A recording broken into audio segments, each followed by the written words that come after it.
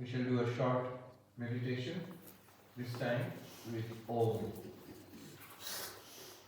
Consider the waking state where I, with this mind and body and this world, I am interacting with this world. This is what I consider my life, my real life.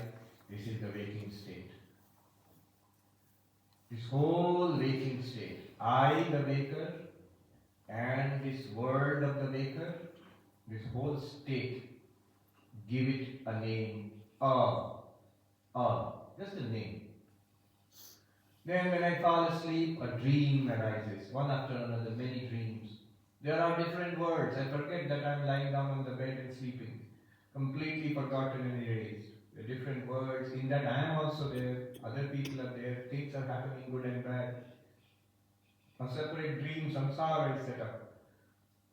That whole thing, called the swapna avastha, dream state.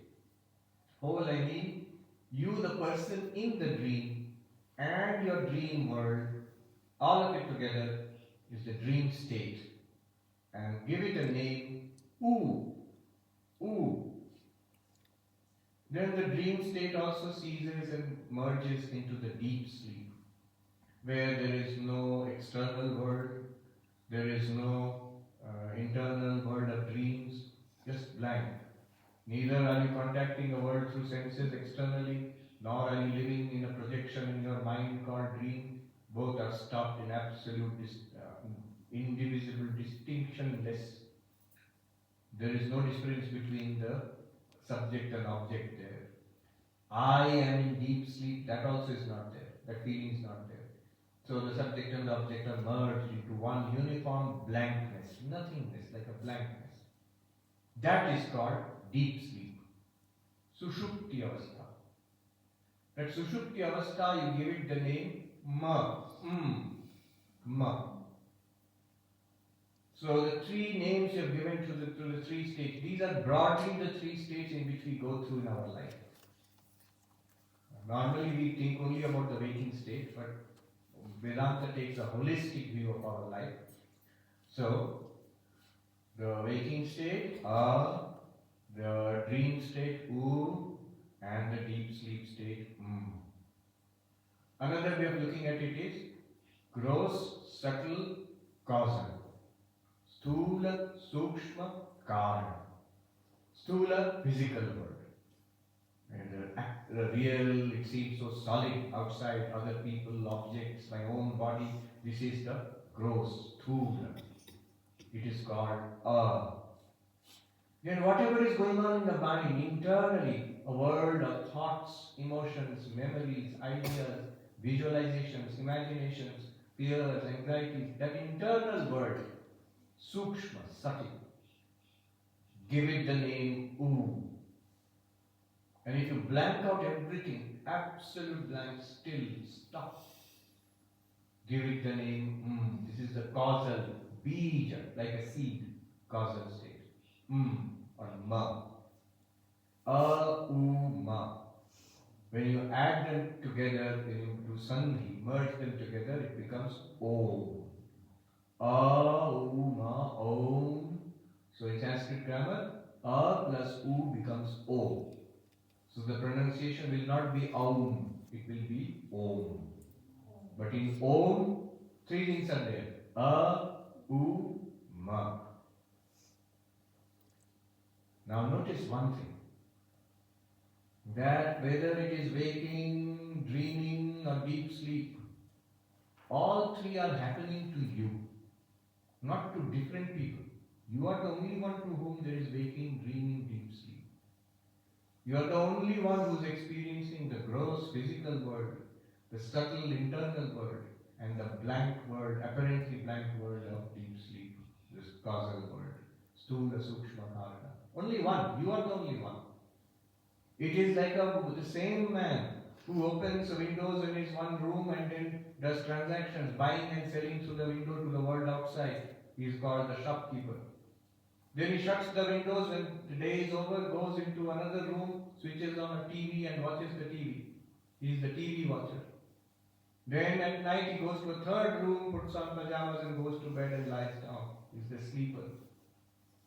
So the shopkeeper, TV watcher, sleeper, different names, different activities, different scenario, different places also. Sthana, like gross, subtle and causal. But actually it's the same person. Or gold, which is made into bracelet and ring and necklace. 3 different names, 3 different ornaments, 3 different uses. Nama, Rupa, Vyavahara are different. Same gold. Similarly, it is the same consciousness which appears as you, the waker, and your entire waking world. It is the same consciousness which appears as you, the dreamer, and your dream world.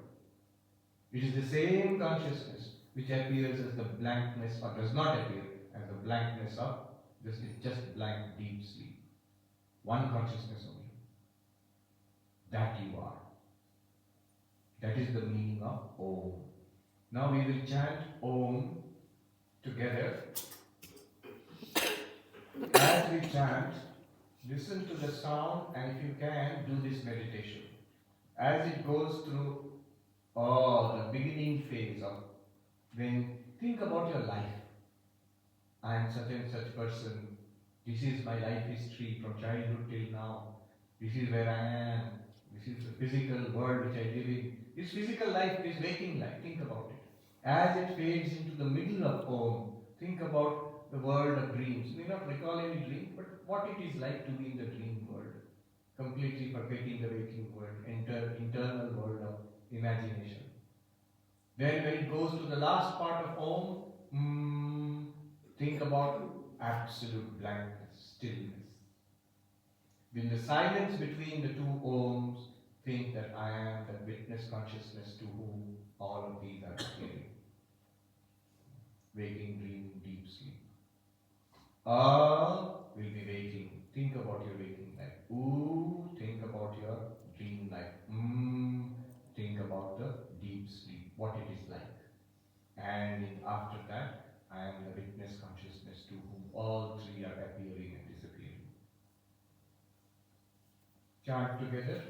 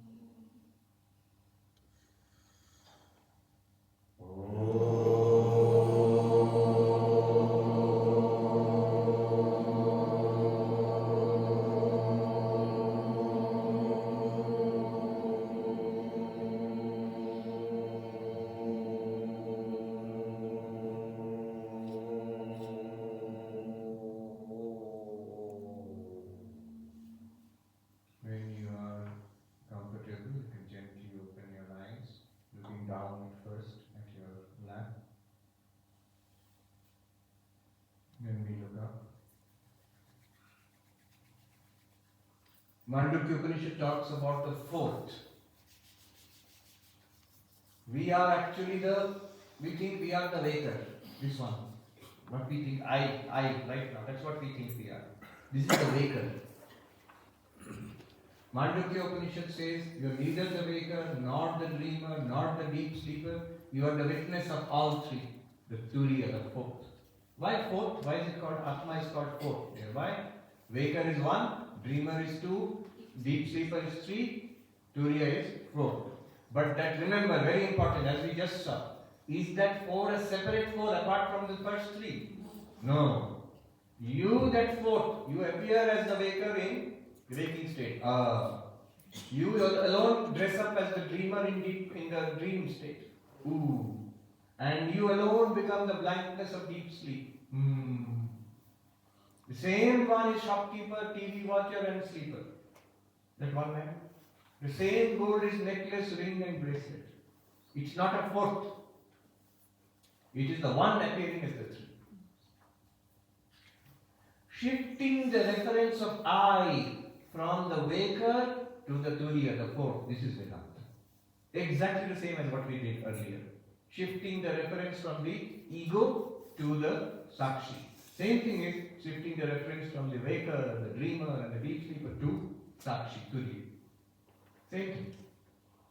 Just the process. There the process was not the body, not the prana, not the mind, not the intellect, not the causal, the anandamaya. Here the process is, I am the witness of, or I am not, but I am the witness of waker and the waking world, dreamer and the dream world, deep sleeper and deep sleep darkness, that's potential world of deep sleep.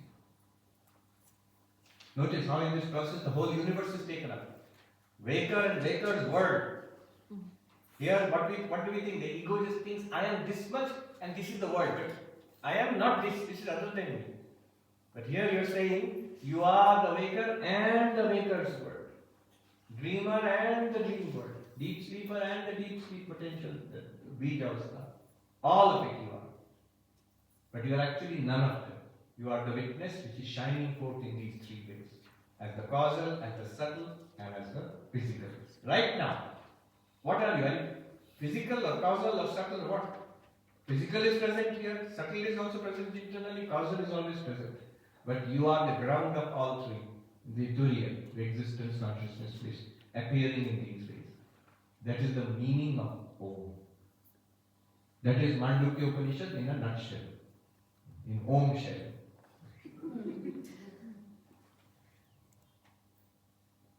One monk, he joked. You see, there. Atma is right there in this body mind.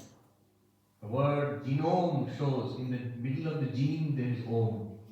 Gene, genome. Oh, genome. Genome.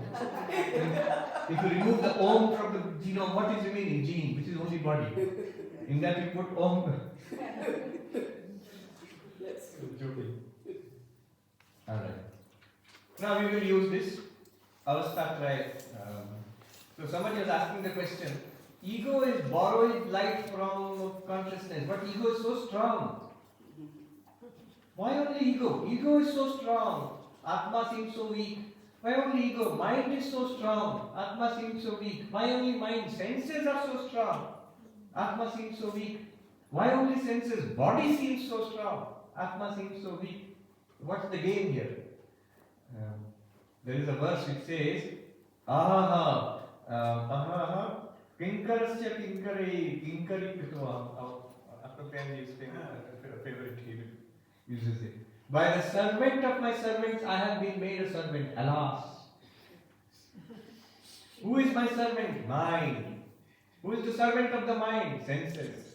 What is the servant of the senses? Body. By that body I have become a servant. I am now servant to the body. Feed the body, give it medicine, give it exercise, take care of it. Brother ass, the donkey, I have to take care of it. I have become a servant of the body. Alas, alas. I am Satchidananda, fourth, Turiya. I am the Sakshi.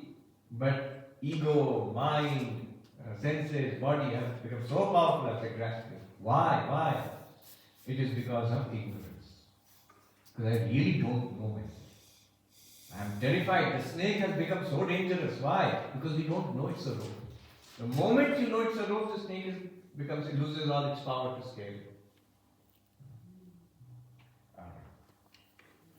11th.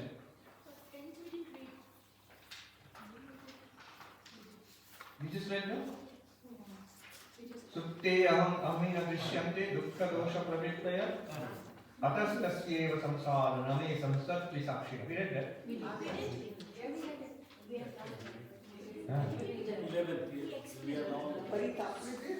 can read, definitely we can chant it.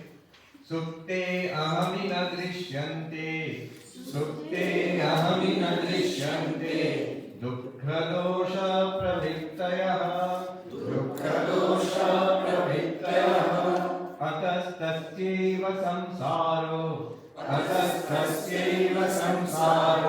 Name samsartri sakshinah When the ego falls asleep, people who have not done the meditation think, what is this language? In deep sleep, ego is not there. Ego disappears. And samsara also disappears. When ego comes alive, waking and dreaming, samsara also comes alive. So it belongs to that rascal ego. The samsara belongs to ego. Ego is samsari. I am not samsari. I am the witness of the ego. That is what has been said here. Tasyeva samsara. Not mine. Who are you? Samsartri sakshi. I am the witness of the samsara. The ego is doing its job, it's playing around. I am the witness. I am not the ego. Now a subtle question may come. The question is this.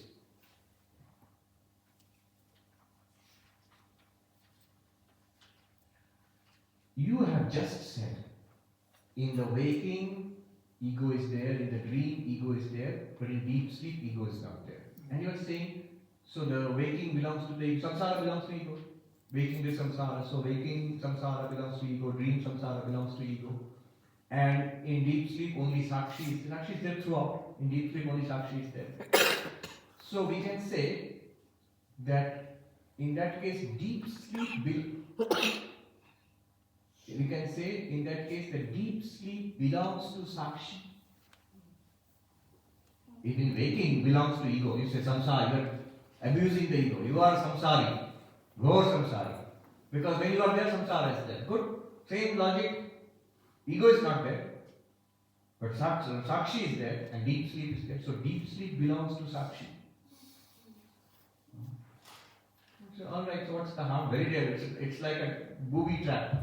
If you accept it, poison is there inside. If you accept it, the deep sleep state is called bijavastha, seed state. What is it a seed of? Samsara. If you accept deep sleep, you have to accept waking and dreaming also. Waking and dreaming come out of the deep sleep. If deep sleep belongs to the sakshi, then waking also, dreaming also belongs to the sakshi. Then they put a very nice answer. Lakshmi Sarkavi gives. He is actually distinguishing waking, dreaming and deep sleep, using it to distinguish ego from witness consciousness. But he gives a very nice answer here to that supposed question. 11th verse. Deft, skillful answer. Supta suptim na janati. Supta suptim na janati. Na supte swapna jagaro. Nasukte swapna jagaro Jagrat swapna sushuptinam Jagrat swapna sushuptinam Sakshatoham atadashaha Sakshatoham atadashaha. The one who is asleep knows not deep sleep. For the one who sleeps not, dream and waking don't exist. Hence I am beyond these three states, the witness of waking, dream and deep sleep. Fine reply. Very interesting. He is saying, Supto suptim na janati, na supte swapna jagara. The one who is asleep does not know deep sleep. Why? Because you are asleep. And that's our actual experience. Deep sleep, all these calculations we are doing after waking up. Nothingness was, it is an experience of absence. Fine words. Your experience, not an absence of experience, it's an experience of absence. Blankness is presented, it is vijavastha, seed state. All these fine words we are saying when we wake up. When we are in deep sleep, nothing we can say. We cannot account for anything in deep sleep. Supta suptim na janati. The one who has fallen asleep, when you are sleeping, you do not know the sleep state also. Because you don't know anything. You cannot even say, I am sleeping. Or at that moment, you cannot say, I am experiencing deep sleep. If you could experience deep sleep, it's not deep sleep. Sure. Now, who is the one who falls asleep during deep sleep? Sakshi or ego? Ego. Ego disappears. Ego is the one who sleeps. Now, look at the skill. You would say, okay, so, I'm sleeping in deep sleep. Yeah, that's common. That everybody understands that. What's the big deal? Who can awake? Only the one who is sleeping. Who can dream? Waking and dreaming are possible for the one who is sleeping. Not for the one who is not sleeping. Yes. How can the one who never sleeps awaken? Awaken from what?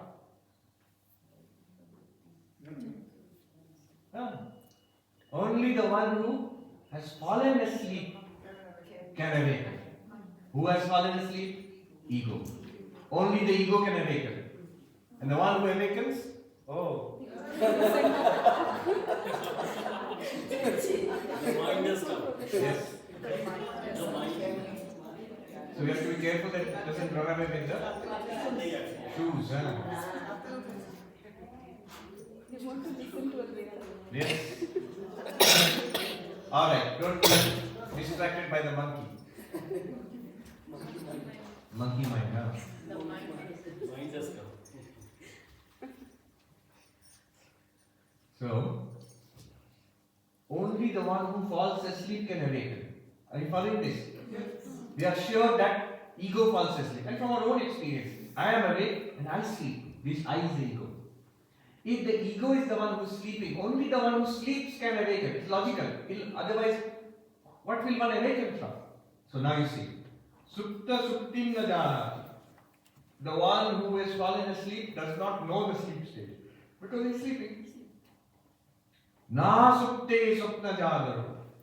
That one which has fallen asleep, that one will only wake up and that one will only dream. The one who has never fallen asleep can never have waking and dreaming.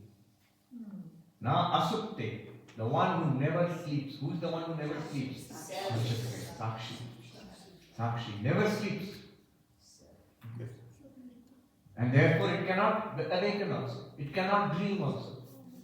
It's always the witness of the three states. Therefore it says, Jagrat Swapna Sushuptinam Sakshi.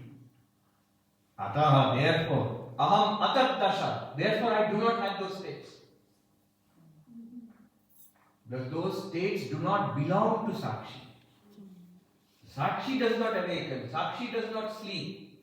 Sakshi does not dream. It illumines the waking, dreaming and sleeping of the ego. It is the stage on which ego plays the drama of waking, dreaming, sleeping.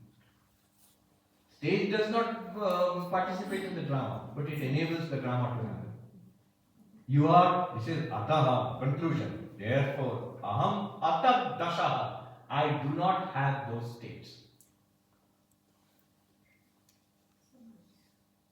Night and day are caused by sun. Rotation of the earth, sunlight coming and going. But is there night and day in the sun? No. Our rotation of the earth causes night and day because of the presence and absence of sunlight. But sun illumines directly in daytime, sun illumines through the moon in night time. But the sun does not have the day and night. You can say sun has eternal day, but day and night, in that sense, it does not have. Similarly, consciousness does not have waking, dreaming, deep sleep. It is only the mind, the ego especially, which has waking, dreaming, deep sleep. And that it does. It uses the dreaming as a deep sleep as a lever. He says, notice what happens in deep sleep. What goes into sleep? You go into sleep. Which is that you? Ego. Therefore, it is the ego which awakens. And also, by implication, it's the ego which dreams. I, the witness of waking, dreaming, deep sleep, consciousness, the fourth, Turiya. I do not have these states. I don't awake, I don't dream, I don't sleep. I am ever.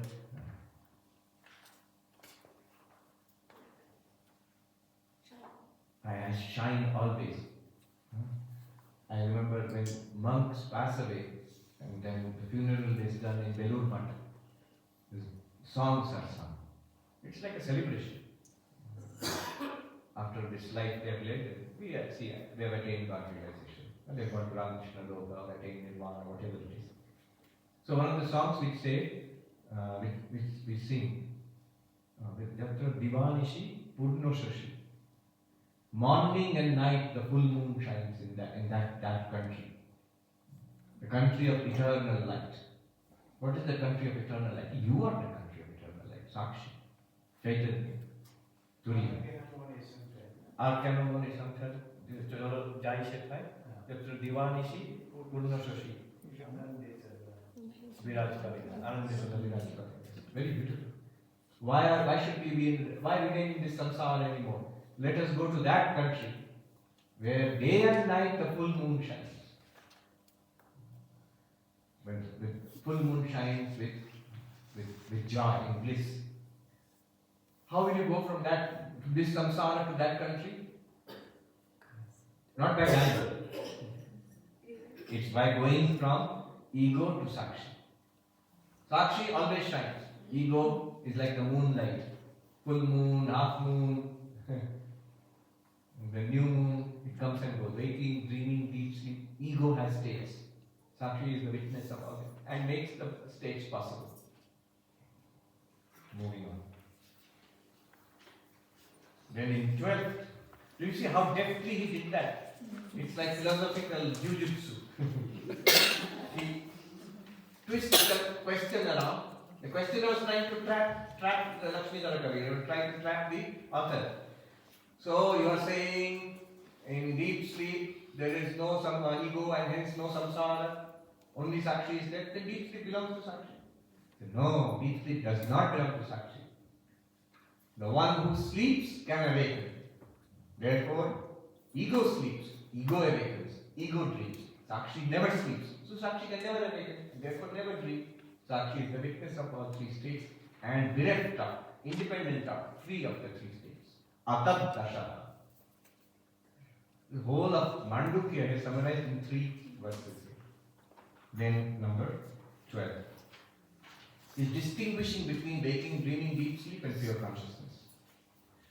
Vijnana virati sukti, Vijnana virati sukti, Tajjanma swapna jagaro, Tajjanma swapna jagaro, Tatsakshina katam mesyu, Tatsakshina katam mesyu, Nityajnanasya te trayaha, Nityajnanasya te trayaha.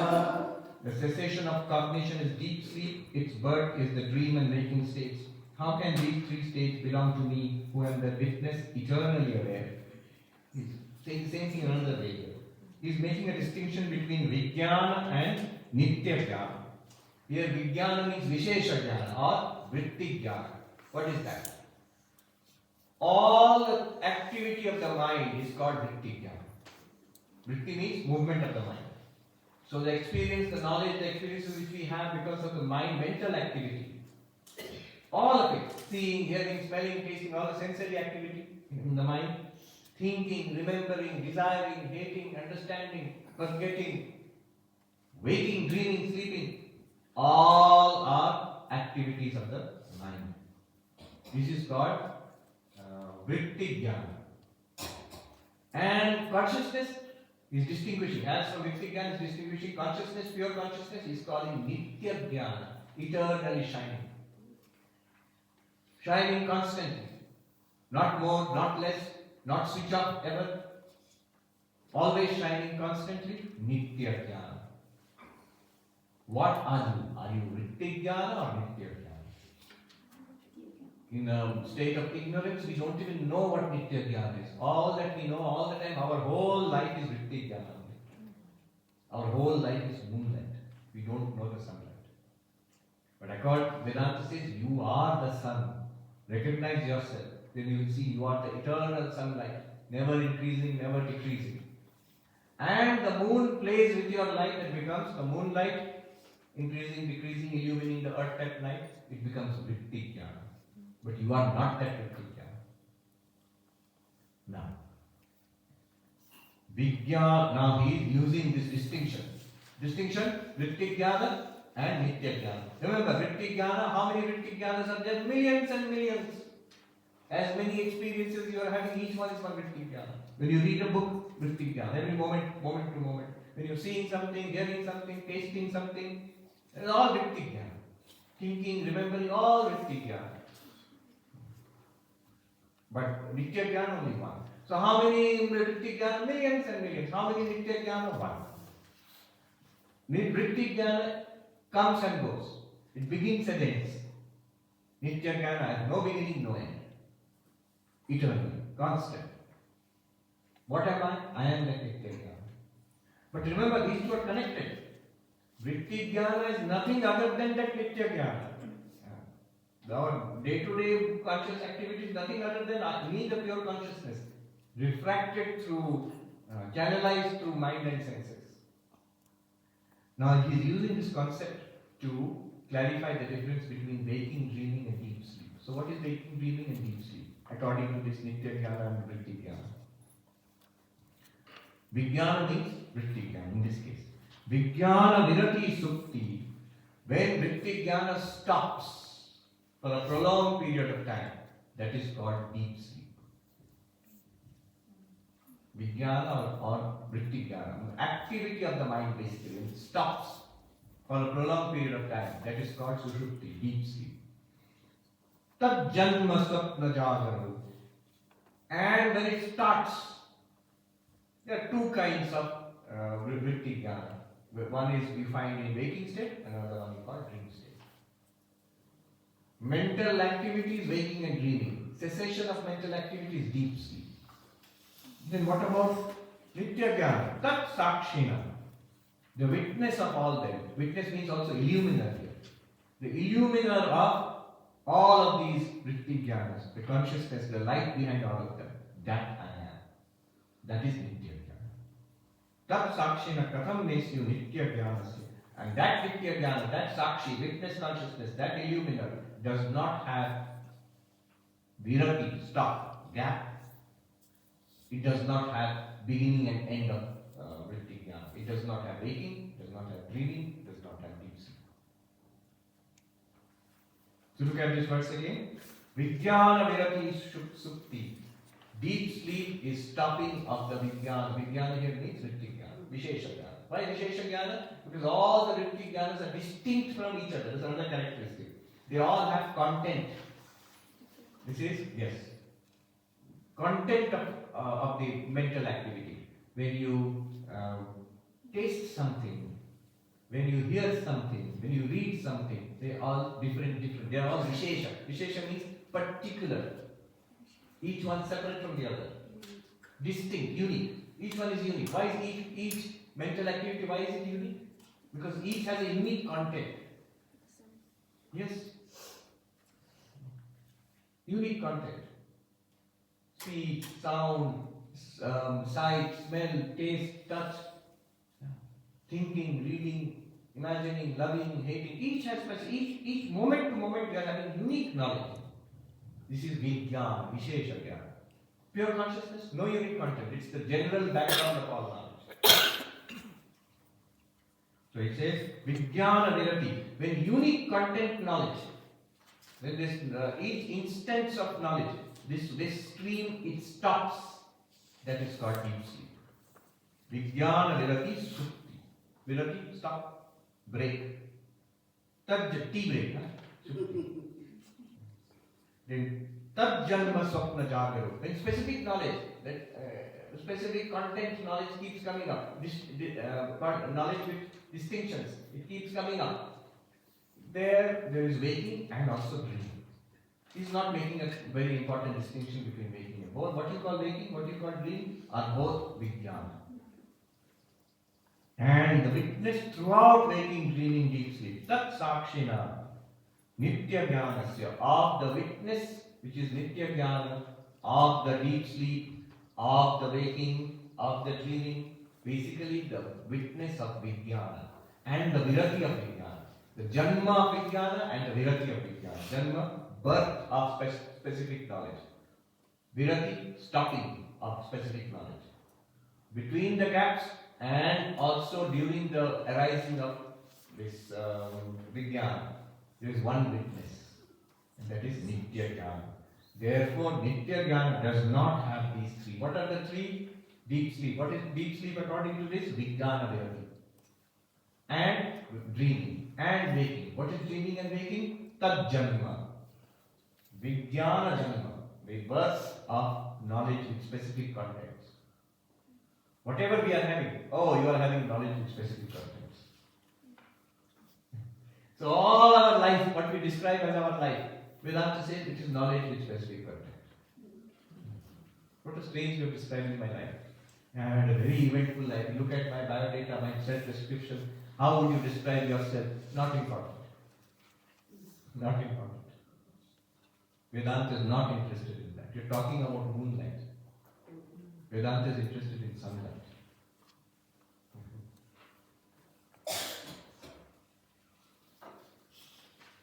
Alright. Now, how are we doing? Perfect time.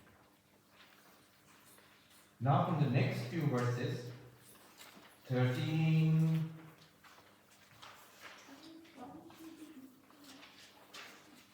13, 14,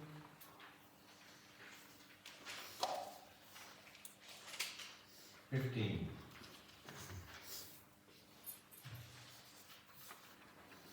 Vigar, all change belongs to the ego, not to the witness.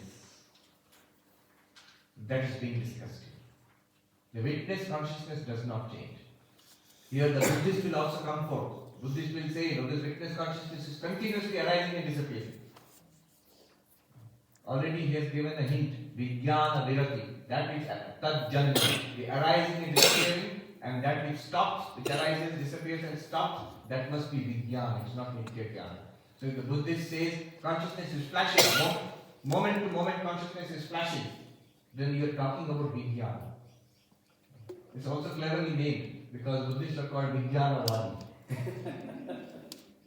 When the Buddhist says pure consciousness is a series of flashes, we will say you are not talking about pure consciousness, you are talking about consciousness with content, the activity of the mind especially. Beyond that is one pure consciousness. That's what we are talking about. So pure consciousness has no change, no vikara. All vikara belongs to the mind and of course to the body and the world. Let's see. 13. Shadvikara Vitta Shadvikara Vitta Nirvikaro Hamanyaka Nirvikaro Hamanyaka Tadvikaranusandanam Tadvikaranusandanam Sarvata Navakalpate Sarvata Navakalpate I who change not am the knower of the 6 states of change. Otherwise, the awareness of the change is quite inconceivable. He has got his eye on, he's targeting the Buddhist now. He knows that the Buddhist is going to arise to challenge him. So he's preparing the ground. 6-fold changes. Shadvikara. What is the Shadvikara? Shadvikara is Janma, Sthiti, then Jayate, Asti, Vardhate, Viparinamate, Apakshiyate, Nashyate. Is born. Having been born comes into existence. Existence means as a physical being. Then grows, Vardhate. Babyhood, childhood, teenage grows. Then attains maturity, Viparinamate, maturity, adulthood. Nice, no problem. Next stage, Apakshiyate, deterioration. Somebody said, after 40 it's all the way downhill. You can have managed crash or total crash.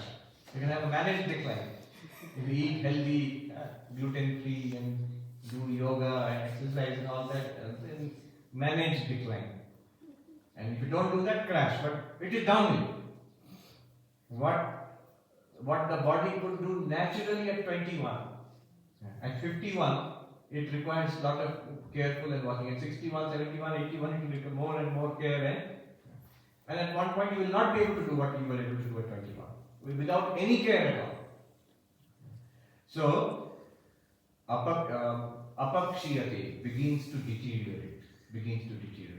After 40, after 50, whatever it is, begins to deteriorate. And then finally, nashyate, destroy, dies, death. Sixfold changes, shadvikara, sixfold change of the body. Jayate, asti, vardhate, viparinamate, apakshiyate, nashyate. Sixfold changes. And then what does he say?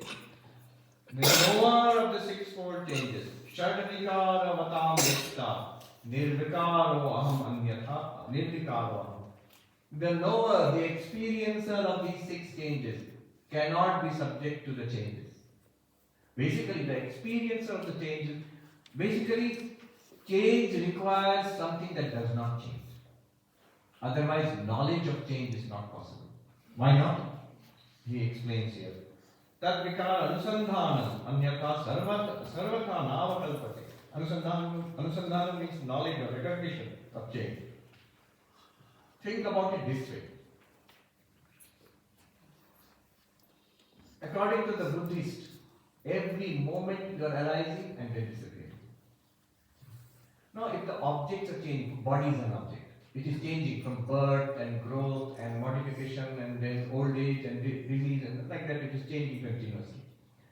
If at every stage I am a different subject, how will I know that it has changed? Think about it this way. Write down a series like that. Subject 1, object 1. Subject is the one which knows the object. So subject 1 knows object 1. When object 1 changes into object 2, then subject 1 is also changed into subject 2. New subject has come. Subject 2 knows object 2. Subject 3 knows object 3. Subject 4 knows object 4. You are the same one. Different. You are like a stream of subjects according to the Buddhists. They are not continuous. Moment to moment. Like the mind itself. Mind itself is coming up and disappearing moment to moment. Now, without any background consciousness, this change from object 1 to object 2 to object 3, who will know these three forms? Each subject cannot know, because that subject has gone. The subject which knew object 1 has gone. The subject which knows object 2 is subject 2 now. That one did not know object 1. How did it know the change from object 1 to object 2? And if I had drawn a diagram, it would have been interesting. Nice. But mentally you can draw a diagram. Then subject 1, object 1. Subject 2, object 2. Subject 3, object 3. Now, knowledge, what is changed? Object 1 is changing into object 2, is changing into object 3. Think of the object as body. Birth, growth, youth, middle age, old age. Body is changing. Unless I am this background, unchanging consciousness is there, how will you recognize the change? If each stage there is a separate subject. Not only say, Buddhists will say moment to moment separate subject is there. Who will know to change in the object? Subject knows the object. If the subject is also changing continuously, who will know the object? So the knowledge of change is never possible without a changeless knower. Mind is also changeful, but beyond the mind there must be a changeless knower. So this is an argument. Of course it can be disputed. He develops the argument in 14. Tena tena hirupena jayate liyate muhu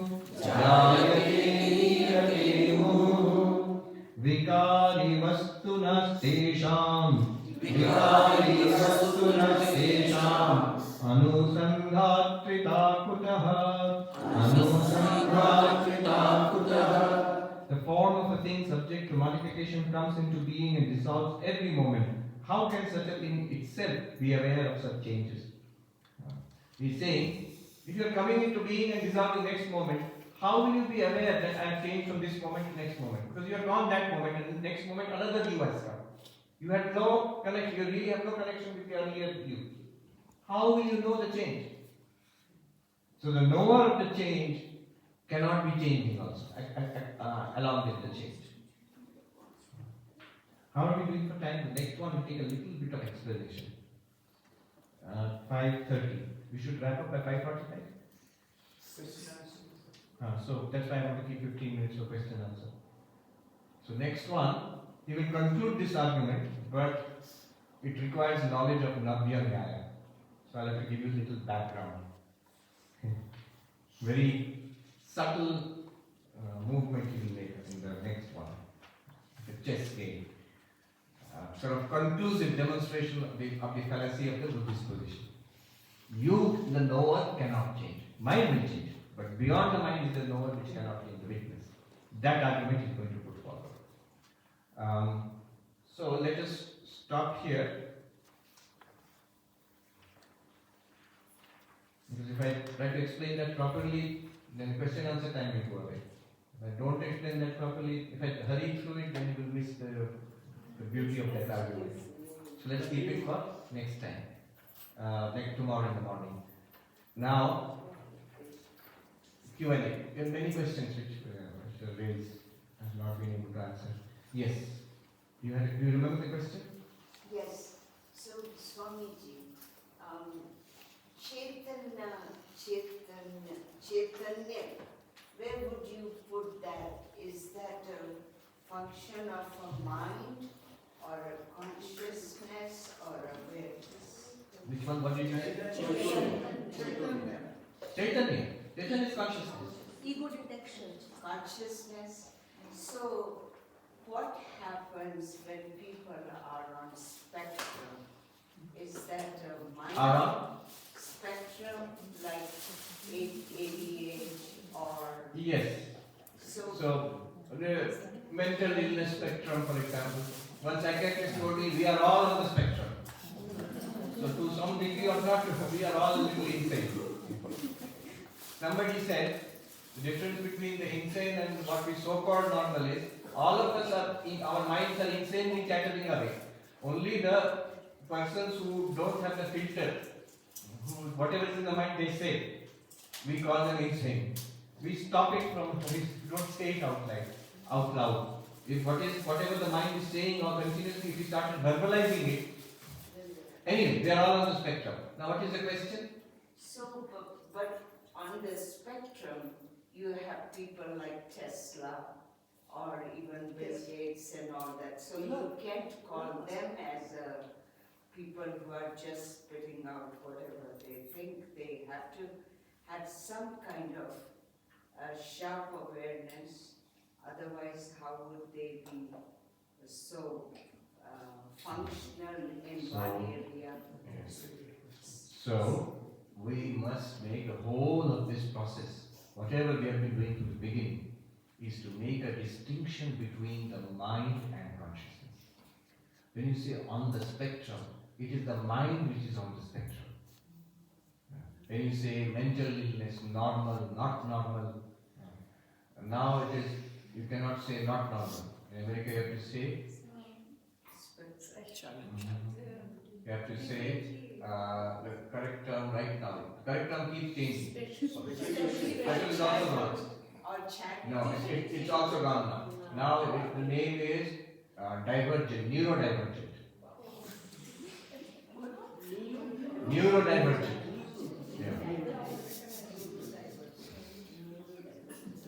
It's the politically correct term for crazy. I'm neurodivergent. Sri Ramakrishna was neurodivergent.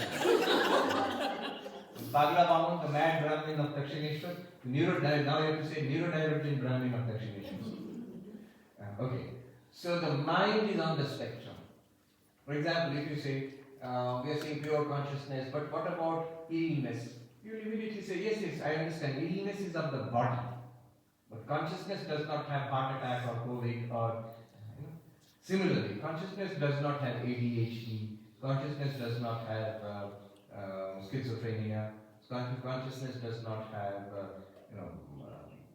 bipolar disease or whatever. So now all of them are characteristics of the mind. The same arguments, you'll see, use these arguments to make the distinction clear. Schizophrenia and all of that. Vijnana, they are Vishesha Jnana. They have an arising and they have a cessation also. Consciousness illumines their arising and their cessation. So suppose somebody is suffering from schizophrenia. Before they were suffering from schizophrenia, that was a state. They were aware of that. And when they are suffering from schizophrenia, that's a state. They are aware of that. And when they are cured or they take the medicines and the schizophrenia subsides, they are aware of that. That awareness is free of the schizophrenia always. Then what gets the schizophrenia? What was normal and became abnormal again became normal? The mind. Sakshi is not affected. Not affected. Not affected. Yes, that is important. It's important to note that. Not only in theory, but actually practically note it. In the midst of a storm, compare the schizophrenia to a storm. Actually, neuroscientists say it is like a storm. In the brain, when you scan the brain, it's like a. That's why earlier they used to give electric shocks to stop the tremendous storm of electric activity in some part of the brain. Now, what do they call it? ECT, electroconvulsive treatment, therapy. Now, it's like a storm. But Sakshi is like the sky. So we just have a storm. Strong wind, hailstorm, rain. But the sky was the same. Same sky which is blue and bright was now then stormy and cloudy. Sky is not affected. Consciousness is compared to sky. Chid Vyomni, he says, in me the sky of consciousness. Clouds of schizophrenia may arise. And then they give rain of hallucination. And then they disperse. But I am perfectly alright. Before it, during it also I am alright. Even when the storm is going on. Just like Sri Ramakrishna says, it hurts, I cannot eat, throat cancer. Then Hariman said, you are in bliss.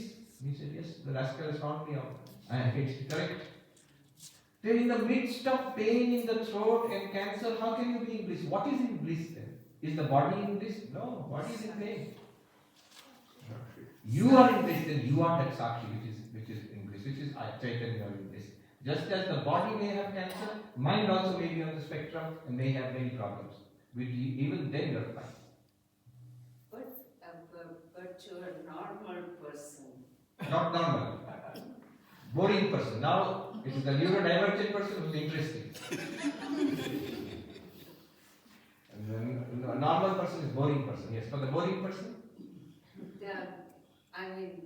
Say, if you have this knowledge of Vedanta, you can separate the Sakshi and the coming of the storm and all that. Yes. But the sick person is not going to be able to see that. Why not? In fact, I have been talking with psychiatrists to develop protocols to use this. See, the most effective therapy now for mental illness in the United States, around the world, especially in the United States, is something called CBT, Cognitive Behavior Therapy. Right? Where the patient, it's not called a patient anymore, it's called a client.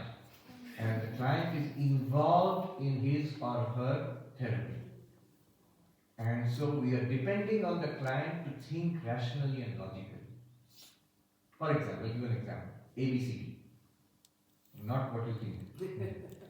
ABCD here means activating event, belief system, consequent action, debate. Okay. So, the formula is this. It was developed by Albert Ellis, a very well-known New York psychologist. I think. Suppose someone is scared of dogs. Dogs. Suppose someone is scared of dogs. Now why? Somewhere he's been bitten by dogs, maybe, or scared by dogs as a child and got a trauma, or got some kind of scare complex. So the activating event, dog barks and comes at him. Dog barks and comes at him. That is called A, activating event. And then the consequent is C, that he runs away in fear. Now, the psychologist will say in between A and C is B. What is B? Belief system. What is your belief system? That dog will bite me. It's not true.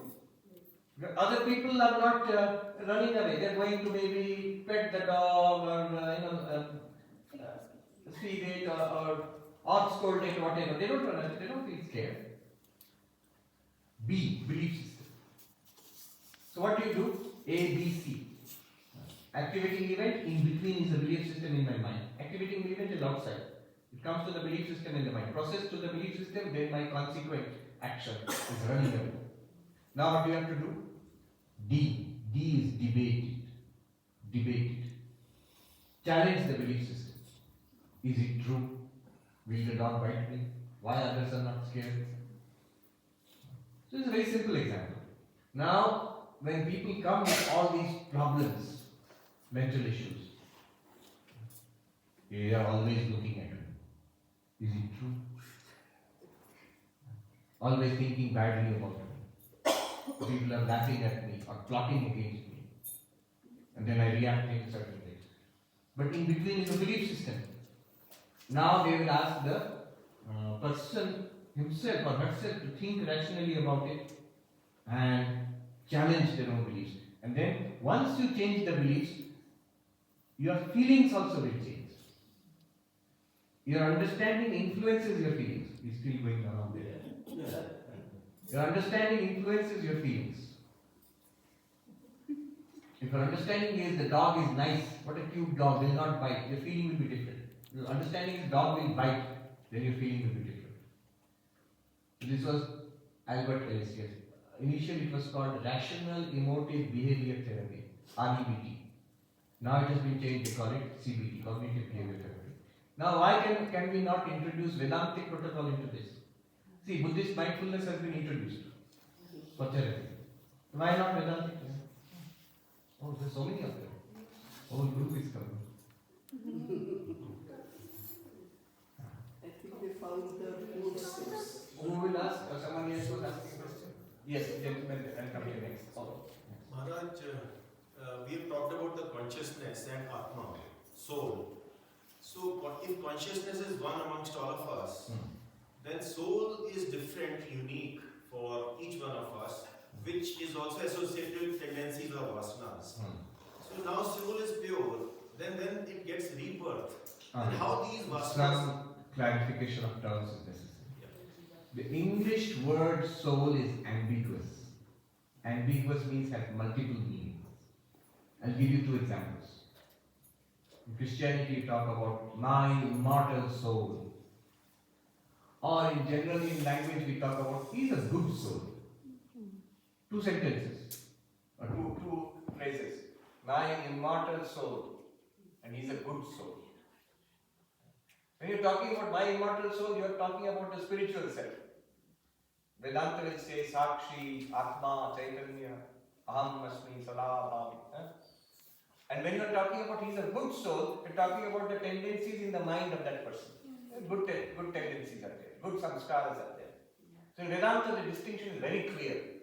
These samskaras are in the Sukshma Sharira, subtle body. Mana, Buddhi, Chitta, Ahankara, there the samskaras are there. That is called soul in English. And the Atma itself is different from the subtle body. Atma is different from physical body, subtle body, causal body. All three are different from the Atma. Just as we have overcoat, shirt and a vest.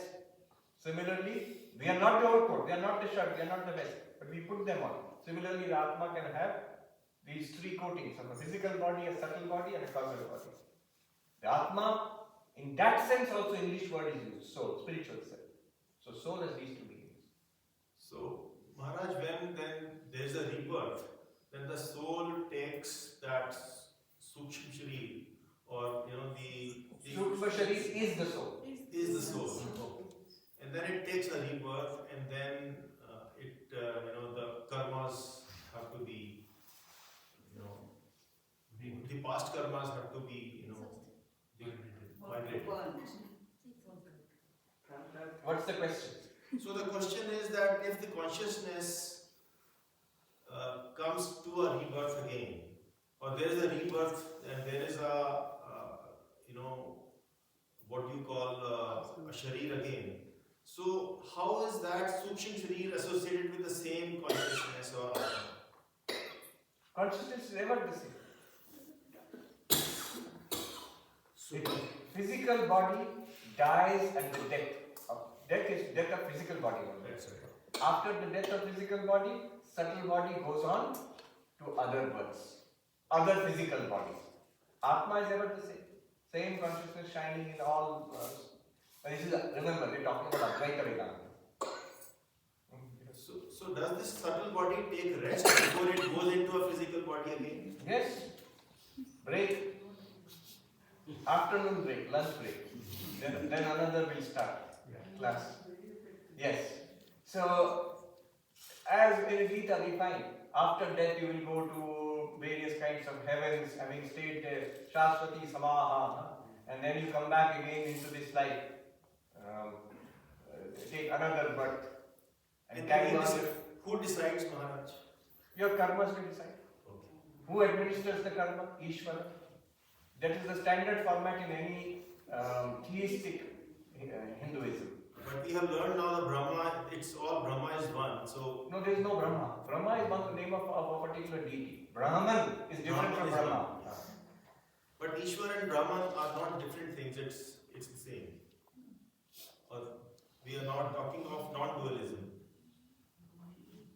No, I'm sorry. What is? Ishvara and Brahman are not different. Ishvara, God. Yes. Okay. I can give you the standard definitions. That's why a book like Vedanta Sara is an introductory book. You know, where all the definitions of these terms are given.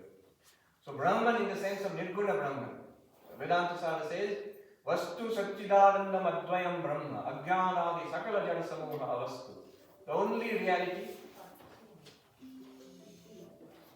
only reality is existence, consciousness, bliss.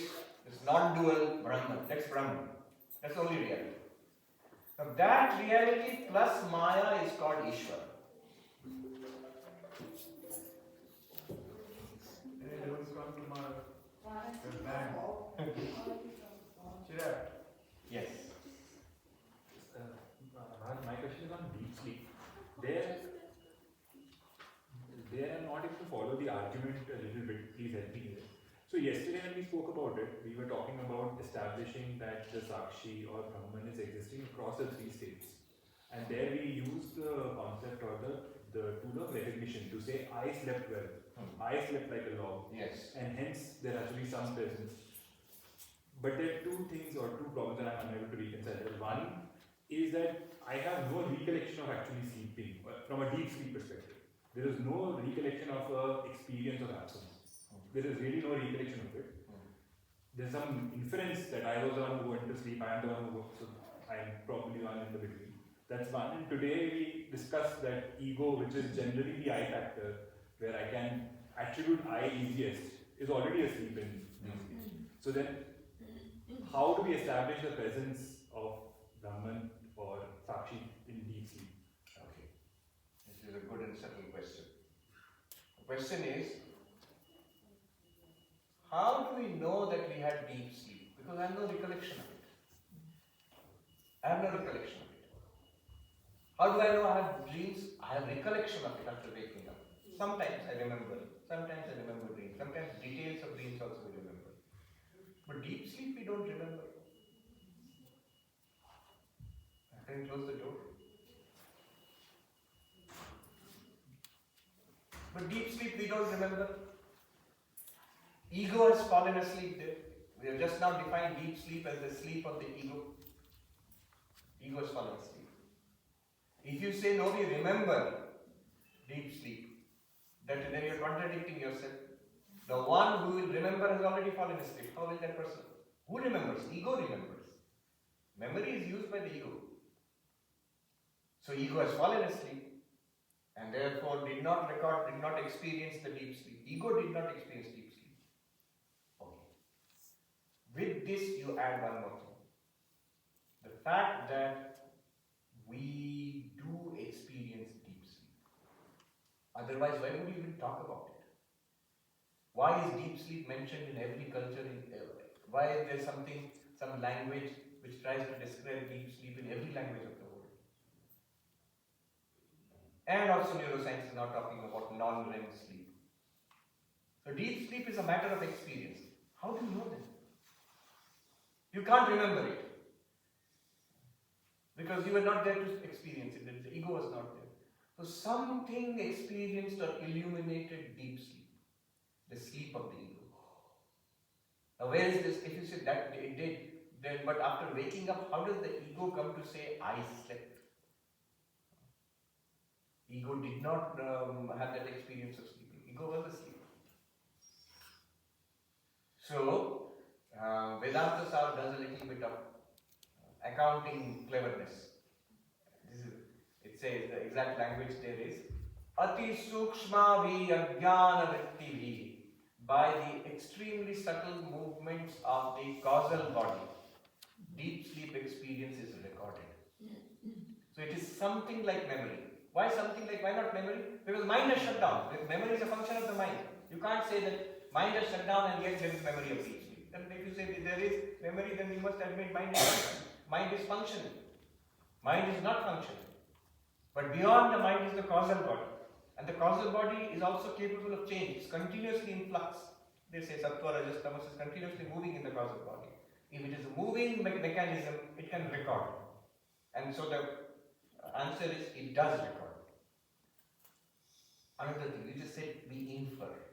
Vedanta will say we don't infer. We have actually experienced deep sleep and that experience is recollected. I will refer you back to your immediate experience after waking up. Do you undergo a process of inference? I went to sleep then I had a set of dreams. In between there was no dream. So I have woken up now. So in between there must have been a period of no dream and I am calling that deep sleep.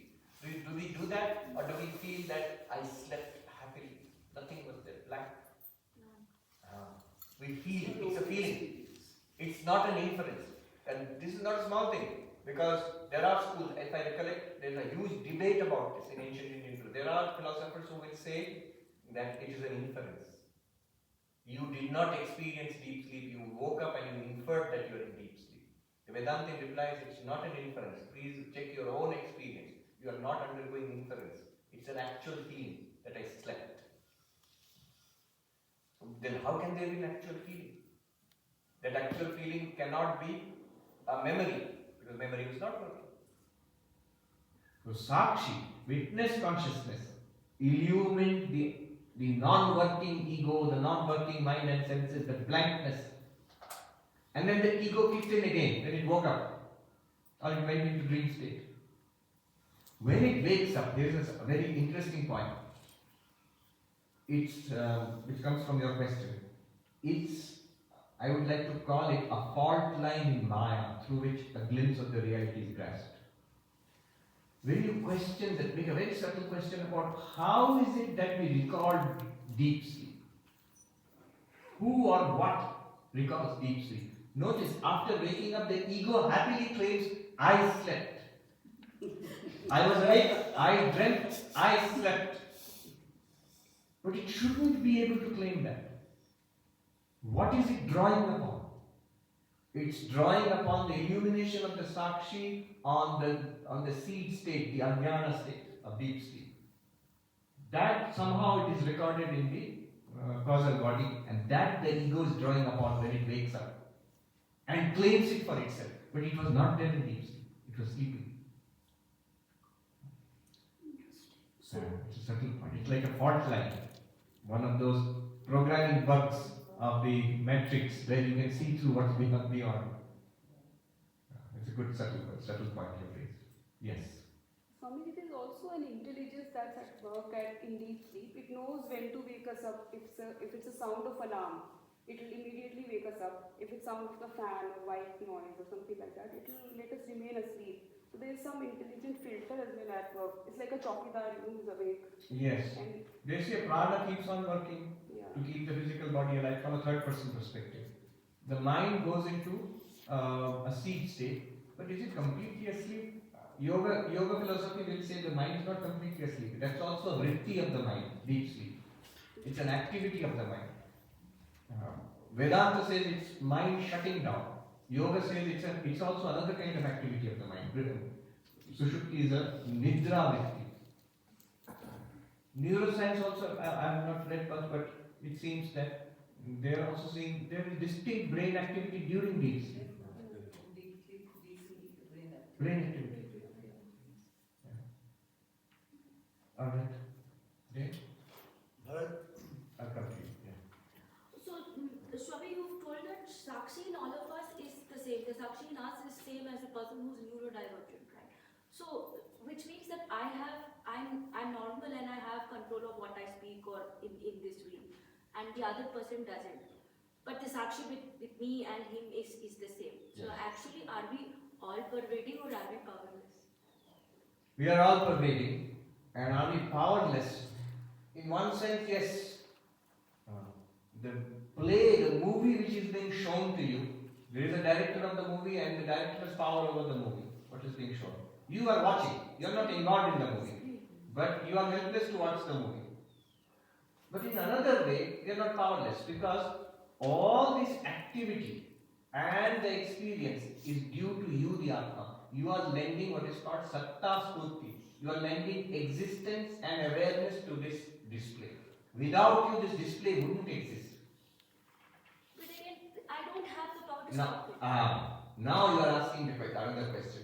The question is, do I have the specific power of changing things in this display? You're calling it a movie, a dream, subjective experience. Then do I have the power of changing things? I want to make this into that. Can I do it? Even in our daily dreams, we can't do it. Just because something is a simulation, just because something is an appearance in our awareness, does not mean we have direct control over the appearance. Who has control over the world appearance? In Vedanta, we say Sakshi or Ishvara has the control over the world appearance. Why? What is the pattern? Why are we being subjected to this movie and not that movie? Past karma. Past karma is unfolding. You can save yourself by realizing you are the Sakshi. But if you say, no, I'm happy to be the Sakshi, but also I want to be a millionaire and healthy and in control, not only of myself, my spouse, especially children, I want to be in control. And also I want to influence my boss to be nice to me. So I want to be Sakshi, plus I have some other demands also. About the movie I have some demands. Vedanta, Advaita Vedanta says when you are Brahman, Brahman is completely indifferent about what is presented. If it's a movie, why are you so bothered? But we are bothered. We don't want it to be a tragedy, we want it to be comedy.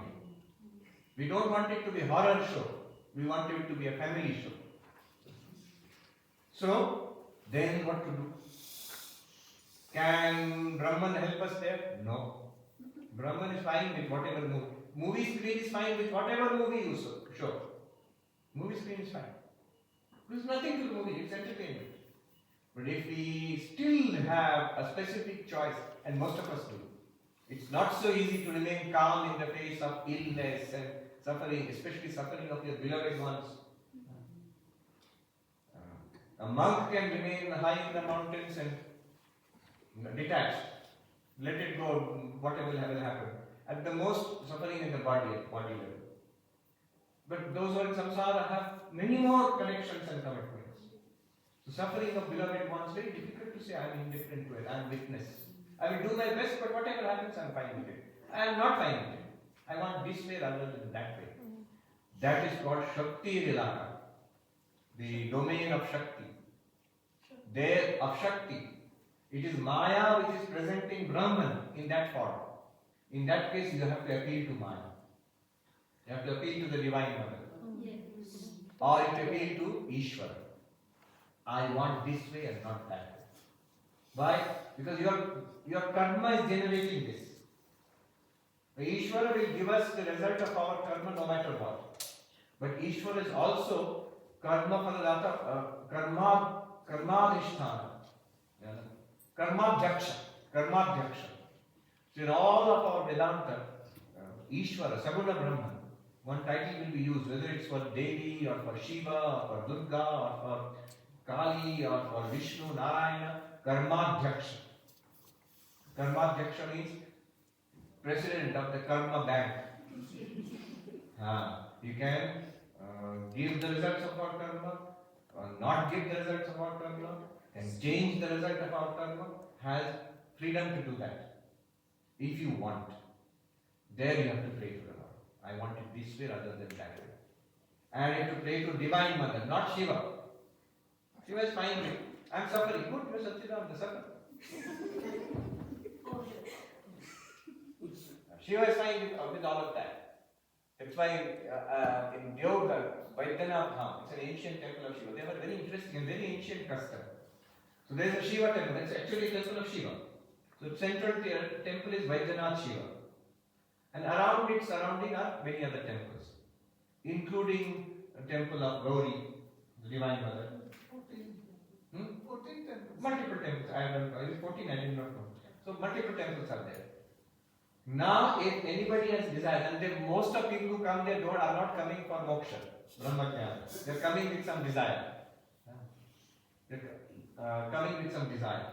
So when they come, what they have to do is they have to go and pray to the Divine Mother's temple and pray for what they want, pray to Shiva for what they want, and then they will commission a string, colored string, to be tied from the summit of the temple of Shiva to the summit of the Divine Mother's of Gauri's temples. You have to connect Brahman with Maya, Shiva with Shakti, with that desire. And there is one group of priests whose hereditary, right? They are only their sons in that lineage are allowed to climb on outside the temple. There are big chains which are they're amazing. They'll catch hold of the chain and climb up. If you have seen, those who have seen in Yoga, they'll climb up on the side of the temple walls outside and climb to the top. Then they will take the string and tie it to the top of the temple of Shiva, Vaidyanath Shiva. Then they will slide down. Then they will go run with that string to the temple of Gauri, Divine Mother. And then climb up outside the temple. Others will not be allowed to do that. You can't, it's dangerous. They will climb up, amazing. And tie there. And then when your desire is fulfilled, so when if you go to the temple, you see huge bundles. High-speed cable connection between Shiva and Shakti. Multi-channel is all connected. Many multi-colored, so thousands of these streamers are connected. When your desire is fulfilled, whatever you want, some want children, some want jobs, some want land, some want to remove a troublesome tenant, whatever it is you want. So these are typical demands of people. Some farmer wants an additional buffalo, whatever it is. So you ask Shiva and Shakti for this.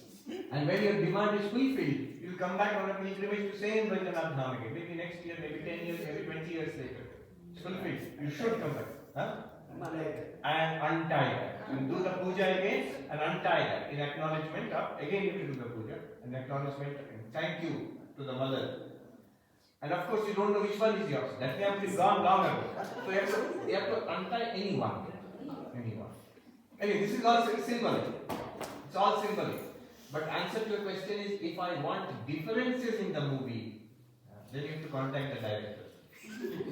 Vedanta only tells you it's a movie, you are the screen. One more time. Sometimes you say we are the screen, sometimes you say we are the watcher. Yes. Now remember, movie is a limited kind of example. So that's why the example is a dream, where you are both the screen and the watcher. In a dream. So are you the screen or the watcher? Are you the Adhisthana or the illuminer? You are both Satta and Spurti. You are Sat and Chit. You are the existence of the movie and you are the illuminer of the movie also. You are the watcher of the movie. Not only that, you are the movie. The movie is nothing but you. Everything in the movie is you. But a dualist gets rid of ego by surrendering his ego to God. I am son of God or servant of God. So how can a non-dualist get rid of ego? What does Vedanta say about it? That's what we discussed today. You must see that you are not the ego. The dualist does not get rid of the ego, dualist attenuates or thins out, reduces the ego by submitting it to God. Dualist does not take the trouble of deconstructing himself, that I am the witness of the ego. No. The dualist says, I understand, I am the ego. I am not going in for that I am witness consciousness. I am this person, Sarvapriyananda. I am this small, humble servant. I am weak, I am helpless, I am ignorant. And I am born at that time, I will die, I don't know where I came from, I don't know where I will go. You are the Lord of everything, I surrender to you. I am your servant, you are the master. I am your child, you are the father or mother. In that is how the ego is reduced for the dualist.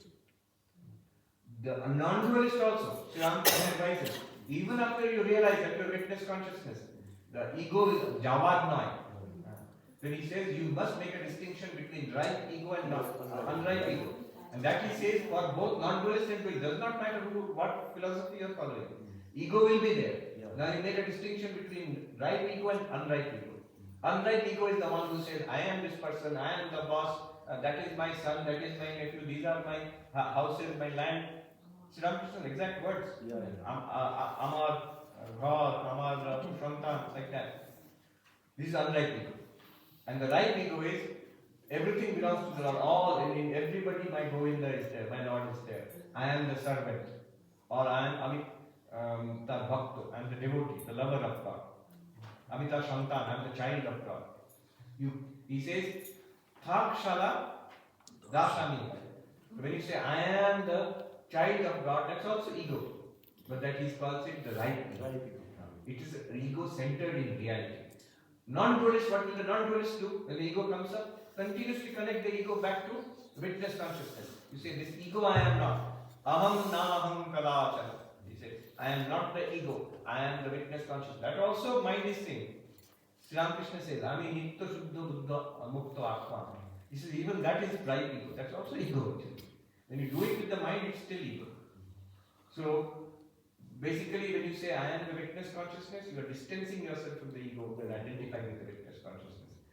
The non-dualist will do that. The dualist will do that. I am a servant of God. That is right ego. That we have to do in any case. Only in Nirvikalpa Samadhi, ego will not be there. Actually, will go away. Or in deep sleep. Otherwise, ego will appear. Let it be a right ego, not unright ego. Om Shanti Shanti Shanti Hari Om Tat Sat Shri Ram Krishna Arpanastu. So 6:45 we can meet here.